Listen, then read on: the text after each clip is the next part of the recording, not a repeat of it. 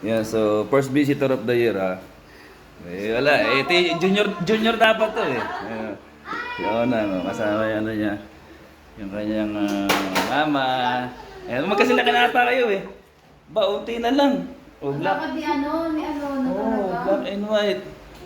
Sobrang thank you Lord kasi unang araw pala ng taon, positive vibes agad ang bumungad sa amin. At first time po itong magkita ng aking karelasyon ngayon at yung dati kong karelasyon.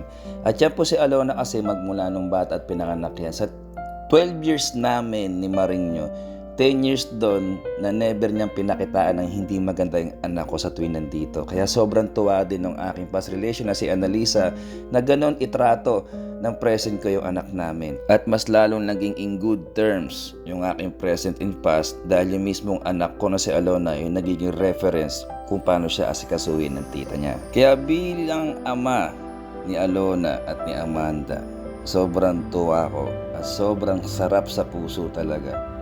Dahil ako mga maring, tanggap ko na naging masamang partner ako. Pero never ako naging masamang ama. At lagi kong dinadasal ang kaligtasan at kalusugan ng aking mga naging mag-ina. Bukas na libro po ang buhay ko at hindi ko kinakahiya kung ano man yung naging kamalian ko. Dahil alam ko sa kamalian ko ay may aral po kayong mapupulot. Maraming salamat po.